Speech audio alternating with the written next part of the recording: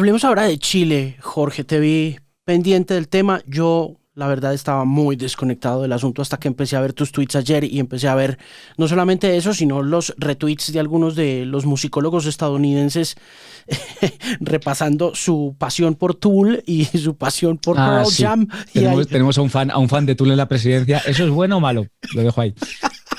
sí, eso Es denso, sin duda alguna. No sé si bueno o malo, pero denso es. bastante denso, yo creo que bastante denso. Pero bueno, háblame un poco de ese tipo. ¿Quién es ese tipo y qué pasó en Chile? Yo creo que si para definir a Boric, digamos, no para definir, una carta de presentación perfecta es la, la, la publicación que puso Residente ayer en Instagram cuando ganó. Puso una foto en la cual está Boric haciendo los cuernos junto a Residente, tomándose una pola en un bar de Santiago, ¿sí? Y lo que dice es, pues sí, yo cuando estuve en Chile la primera vez con las protestas estudiantiles, de las cuales Camila Vallejo saltó a la palestra, también saltó Giorgio Jackson, que ha estado muy cercano siempre a Boric, y también Boric era parte de ese grupo de activistas estudiantiles que empezaron a protestar hace ya casi una década, parece mentira, y que fue como el primer punto de referencia de movimiento de protesta joven, mucho antes de la ola de protestas del estallido, o como lo queramos llamar, de los últimos dos años y medio en Chile, o ya 3 años. No, 2 años. Entonces, ya sabemos que 2020 no está claro si es un año, es medio año, son 2 meses o son 50. Entonces, eh, lo que decía Residente en esta publicación es, pues, yo tenía mucho contacto con Giorgio Jackson y él me dijo que había que conocer a este chico.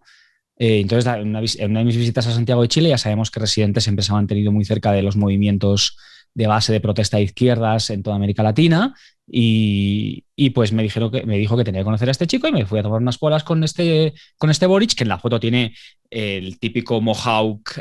No es un mohawk exactamente, es como casi un corte de pelo paisa, vamos a decirlo así, pero Como es... un mullet, un mullet. Sí, es un mullet, exacto, El es un mullet popular, y está haciendo los cuernos, el está popular la manga 7, corta, el 7 que toma, dicen los paisas. eso. Y está ahí tomándose una cerveza con Residente, con Giorgio Jackson, sí, están ahí tomándose la cervecita en un bar, una foto medio pixelada, medio fea, nada, no, sí, nada así como súper trabajado ni mucho menos. Entonces, pues ese era Boric, ese era Gabriel Boric. Y bueno, y es biográficamente, sí, una persona que viene del movimiento estudiantil, que por cierto, segundo apellido es Font, que es un apellido catalán, entonces es de ascendencia croata-catalana, bien, una mezcla bien curiosa. Y que viene del activismo de izquierdas, nítidamente de izquierdas, um, y que no viene del centro izquierda tradicional representado por Bachelet y demás, post-dictadura en Chile. No viene de la política institucional, viene de la política extra institucional, o sea, por fuera de la institución. Y viene por esa ruta, llega un punto en el cual ve este grupo que ya estaba trabajando desde entonces. Camila Vallejo con una tradición más comunista, ya estaba en el Congreso de Chile, ya había ganado una posición en el legislativo y demás. Ven una oportunidad de desborde de la estructura de partidos tradicional y de la estructura de elección tradicional por la izquierda, después del estallido y en el contexto de la constituyente, ¿sí? Y empujan esa posibilidad de desborde de la política institucional tradicional. De hecho, Kast hace lo mismo por la derecha, apalancándose en una reacción a este desborde inicial desde la izquierda. Kenneth Bunker, que es uno de mis analistas preferidos en Chile, es como el Kiko Llaneras de Chile, es decir, o el Nate Silver de Chile, ¿sí? Hace pronósticos electorales y demás, pero además desde un punto de vista es politólogo, entonces tiene una visión bastante fina analíticamente. Lo plantea como una dicotomía entre orden y cambio. El cambio es Boric, y era Gabriel Boric, y el orden es José Antonio Cast. Entonces, lo plantea así porque, para plantearlo en plan positivo, ¿sí? La posición positiva o la propuesta de Cast es orden y la propuesta de Boric es cambio. Y, y con esa dicotomía, digamos que los votantes chilenos, o el 47% de los votantes chilenos, compran esa dicotomía y la llevan a la segunda vuelta. Entonces Boric desborda a los partidos tradicionales de izquierda, y se ponen un 25% del voto, 1,8 millones de votos, suficiente para ponerse en segunda vuelta, apalancándose también en otros partidos tradicionales, pero más a la izquierda, como los comunistas y demás, pero digamos con una plataforma que es Alexandria Ocasio-Corteziana, vamos a decirlo así, ¿vale? No es comunista, es extrainstitucional, pero pretende entrar en las instituciones, ¿sí? Y pretende hacerlo apalancado en algunas plataformas de activismo tradicional y también en un voto claramente urbano, joven, de izquierda cultural y también económica y demás. Y José Antonio Cast lo que hace es el orden, como contraposición a eso, lo que para Boric es cambio, para Cast es caos, y lo retrata como caos, y dice, no, aquí lo que hace falta es una posición de fuerza, de defensa de lo que Chile ha conseguido hasta ese momento, bajo la perspectiva de Cast, que merece la pena ser conservado.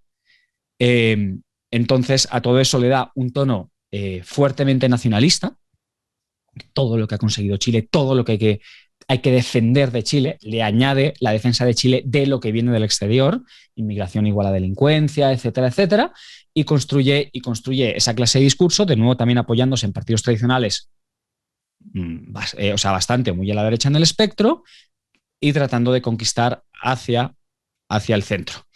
Y en esa dicotomía llegamos a la segunda vuelta y lo que resulta es que Boric convence a un 10% más de los votantes, añadiendo 2,8 millones de personas a su coalición de 1,8 millones de personas de la primera vuelta. 2,8 millones de personas a 1,8 millones de personas. Los que añade son muchos más en segunda vuelta de los que tenían primera vuelta. La participación crece entre primera y segunda vuelta en Chile en 1 millón de personas. ¿Sí? Boric no solo se lleva para sí a la mayoría, cabe suponer que a la mayoría o a la inmensa mayoría de los votantes de partidos tradicionales de izquierda o centro izquierda, sino que necesariamente atrae a gente que no votó en primera vuelta y atrae también, en cierta medida, a gente que votó más moderado o más de centro, incluso más de centro derecha en primera vuelta. ¿Por qué? Siempre la pregunta más complicada para una encuestadora o la pregunta más complicada cuando no hay voto obligatorio, como en Chile no lo hay o como en Estados Unidos no lo hay, es si es quien llega de nuevo a esa coalición y si van a llegar o no van a llegar. Entonces, lo que te van a decir con los que están con Boric desde el principio es como, no, lo que hemos conseguido es movilizar a la gente joven que estaba desencantada con la política y que luego, entre primera y segunda vuelta, han visto que este es un candidato que sí que realmente representaba sus ideales y demás. La tesis alternativa, y para mí más plausible, es que llegan aquellos que en la dicotomía entre orden y cambio, por ahora le dan un voto de confianza un poco mayor al cambio y o temen un poco más lo que puede haber detrás de la promesa de orden de José Antonio Cast. En una lucha por el centro, y ahora explico bien lo que quiero decir con centro, Boric le gana a Cast. Teníamos todo un debate gigantesco entre los opinólogos y demás diciendo, no, pero es que a Cast sí podemos llamarlo ultra derecha o extrema derecha y a Boric no. Y otros decían, no, pero es que Boric viene apoyado por los comunistas y demás, entonces ¿cómo le vamos a poner la calificación de extremo?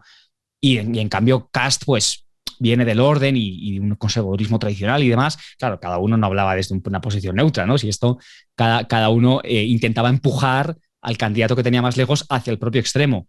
Los votantes han decidido en Chile y parece que lo que han decidido es que Boric está un poco menos lejos del votante mediano, ¿sí? De ese votante central, de lo que está Cast. Eso es como yo interpretaría los datos. Y cuando digo centro, esto es crucial, no tenemos que pensar en la típica imagen del centrista ilustrado que está leyendo a Haidt o está leyendo a Julia Galef, el libro que estaba comentando, o lee a Isaiah Berlin y entonces tiene una opinión súper elaborada de ecuánime y demás. No, la mayoría de gente que está en el centro del espectro político es gente que está menos interesada en la política que la media. Es gente que, a pesar de estar menos interesada, o quizás precisamente por eso, por no estar tan ideologizada, es capaz de ver las dos caras de la moneda, que está mucho más preocupada por otras cosas que tienen que ver con su día a día, una persona normal y corriente al fin y al cabo, y que y que está más dispuesta a mover su voto en función de lo que piensa que es mejor para su familia, para su gente y para su país. ¿Sí? Sin entrar en consideraciones elaboradas de lo que se suele entender por el centro, ¿sí? En Twitter, ni muchísimo menos.